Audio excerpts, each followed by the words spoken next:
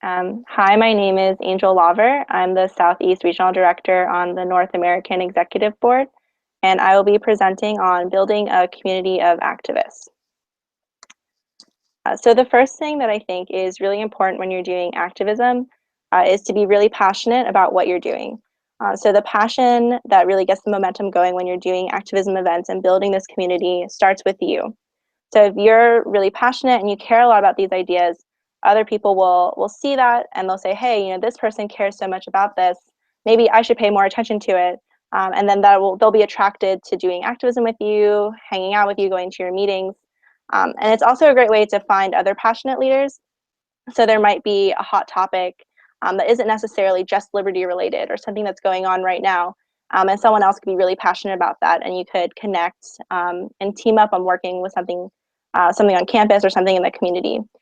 So if you're really passionate, other people will find that, and they could be inspired to be passionate as well, and to also dive into these ideas and care just as much as you do.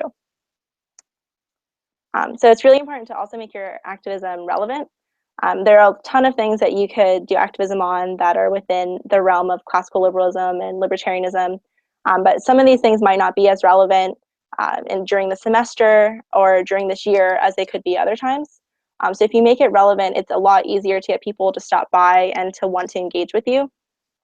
Because if it's something that's going on locally or at your school and your community, people will probably already be thinking about it. They'll already have a framework on how to engage with these ideas or how they want to talk about them, which will just make it so much easier for them to have a conversation with you when they're stopping by.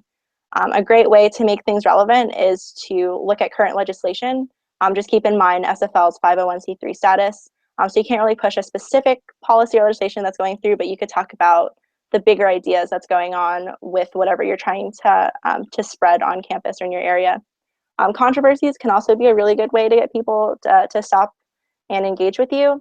It just depends on how comfortable you are with being controversial on your campus when you're doing activism. But it will definitely have people stop by, especially with controversies. People probably already have a very strong opinion on it, so they'll be more likely to want to stop by and get into a discussion with you. So just make sure that it's something that people care about or something that is current and relevant on campus to help people be interested in what you're doing. So this is a picture I included on something that I did a year ago that was really relevant to my area. So I'm from Florida, and in Florida last year, they were trying to pass medical marijuana. So we teamed up with a couple other clubs, and so, since we weren't really focusing on the specific, like pushing the amendment, we were doing more of the education side, but all of our tables were next to each other. So we were able to do, like, one of us was doing like more of the education, some was doing more like very specific like marijuana law and different policies in Florida, and then SSDP was registering people to vote to get them to vote yes on this amendment. But it was a great way to get people to stop by. People were really engaged with this idea because they'd been going around this whole semester. People were all over campus, not just our clubs, trying to get this amendment passed, and people already had really strong opinions about it, especially on the college campus. So I think this was probably one of the most successful events I've ever participated in, just because how many people cared about it already, or how many people were already thinking about it when they would stop by the table. So also going off of this, it can be really important to step out of your comfort zone. And I know a lot of times we'll get into our little libertarian bubbles where we just hang out with other people who already have the same opinions on most things. But you can really be limiting yourself when it's coming to activism, especially if you're trying to reach out more to the community and local area. So it can be really helpful to reach out to groups that you haven't worked with before.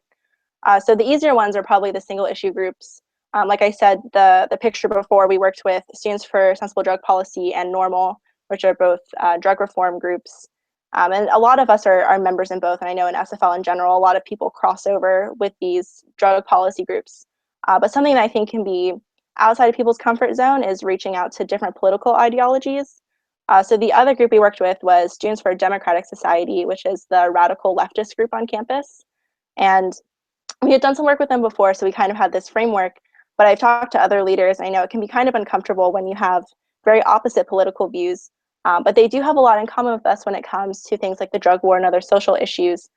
So it can be really helpful if you step outside of this comfort zone, outside of your little libertarian bubble, and talk to these ideas, or talk to these people who have these very radical ideas that are different from yours, And you might be able to have some common ground and do some really, really great activism, especially because they have a different perspective.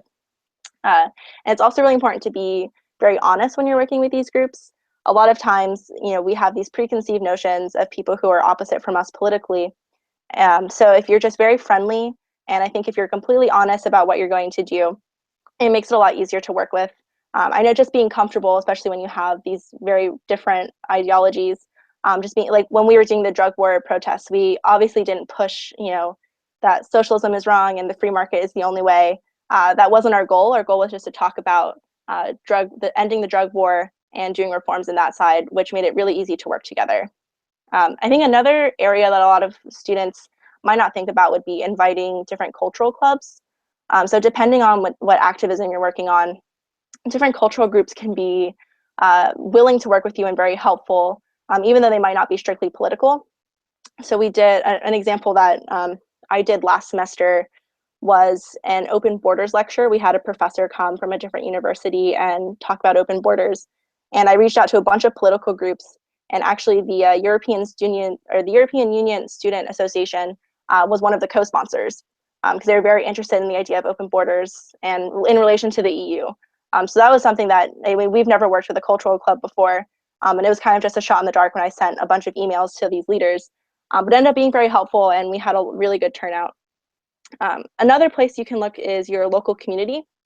So a lot of times student activists are only on campus for 2 to 4 years, and it's just a very transient period.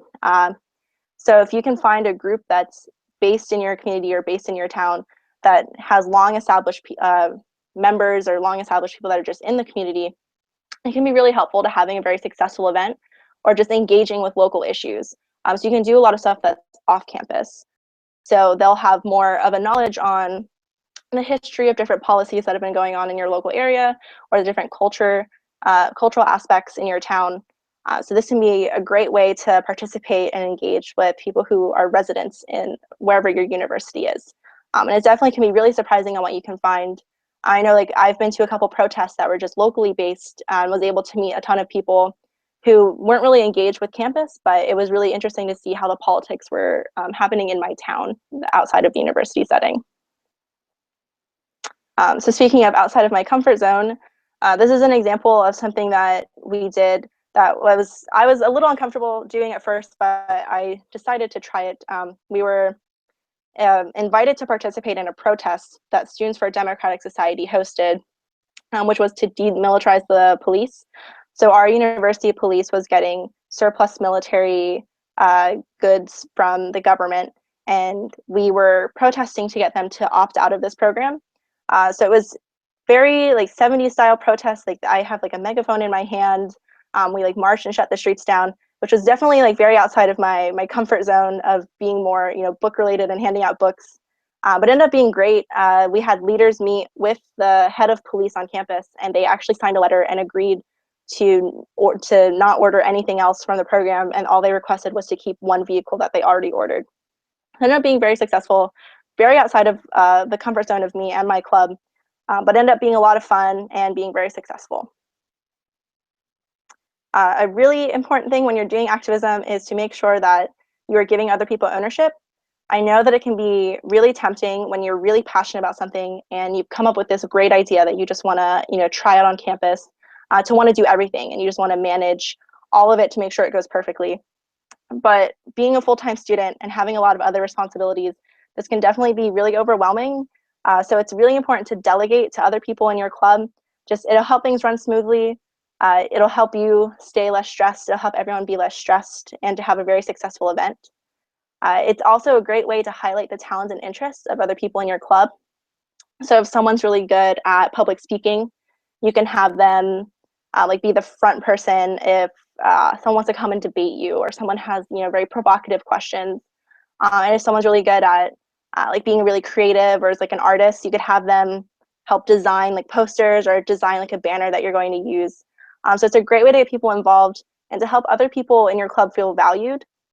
And that's really important for leadership transition, because you're going to be getting ready to graduate. Other people are going to be coming into the club.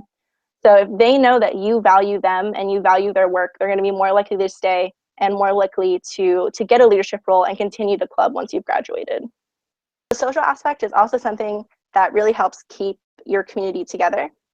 It definitely should be very important to you to have a strong social network. It's a lot of, like, there are some people that are going to join your club that are just going to be so passionate about the ideas that they're going to come no matter what, just because they care so much about libertarianism, classical liberalism, or whatever your club is in support of. But I think more often than not, when people come, they're kind of hesitant to join this group and just to jump into something with people they don't know.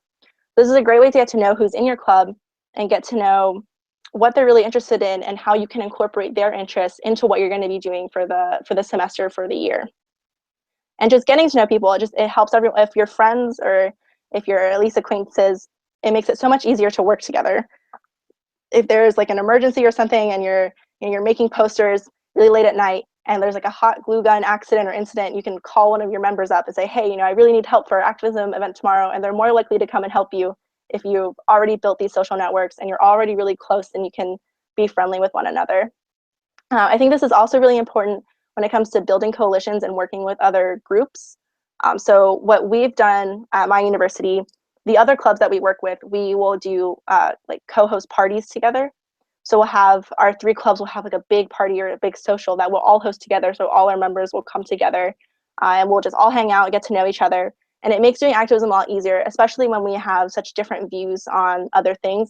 We leave the politics at the door for the most part, and can just hang out as college students who care about current events and issues in the community. And it makes friendships that help with anything on campus that you're trying to do later in the future. If you can just, you see someone on campus as an activist and, you can stop and get coffee, stop and say hi. You've built these relationships that are going to last, that aren't just, hey, we're going to do this one activism event and that's it. It builds these long-lasting things that can pass on throughout the year and throughout your time in college that can really make having an activist community in your area really strong. And the last thing I want to mention is just make sure your activism is fun and creative. Usually when we're doing activism, it's always about something that can be very serious, whether that's the drug war, immigration, or guns rights activism. Usually the implications of whatever policy or whatever ideas we're talking about are very serious things. But if you can make your activism something that's fun and something that people can engage with, that isn't too serious or too much of like a downer, then people are going to be more likely to stop by, more likely to engage and want to listen to what you have to say. An example of this, one of my campus coordinators recently did an immigration activism event on campus, and she taped off an area in the grassy area of her campus, and inside was a country that she called Donut Land because they had free donuts inside. But in order to get into the country, you had to fill out this very long visa application that was very confusing and didn't make sense for the most part. So it was just something they were doing to engage people and show how difficult it can be to get a visa and to immigrate into the United States. So it was something that was really fun. People got a donut at the end, and it was a creative way to talk about this very serious idea. So just keep in mind that you can still have fun when you're doing something serious and still enjoy all the activism that you're doing. So that's all I have, but if you have any questions, please feel free to email me. My email is listed on the PowerPoint, and thank you for listening.